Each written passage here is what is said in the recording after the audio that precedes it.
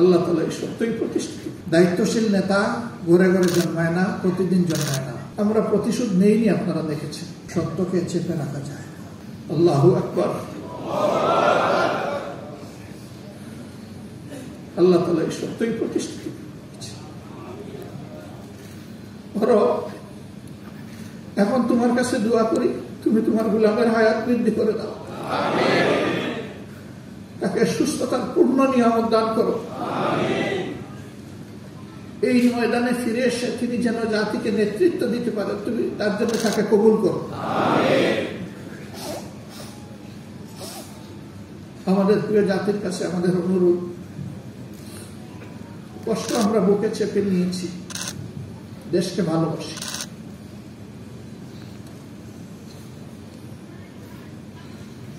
আমরা প্রতিশোধ নেইনি, আপনারা দেখেছেন, কিন্তু আমরা ন্যায় বিচার চাই।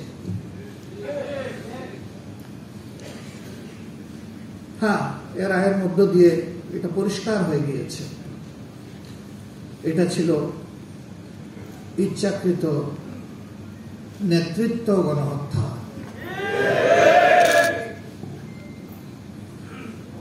দায়িত্বশীল নেতা ঘরে ঘরে জন্মায় না, প্রতিদিন জন্মায় না। এটা আল্লাহর দান। একটা দেশ এবং দলের নেতৃত্ব শূন্য করার মানেই হচ্ছে জনগণকে অন্ধকারের দিকে ঠেলে দেওয়া। মিডিয়ার বন্ধুরা, কষ্টের সময় আমাদের পাশে যারা ছিলেন, আমরা তাদের কাছে কৃতজ্ঞ। এই রায়ের মধ্যে দিয়ে আজকে প্রমাণিত হয়েছে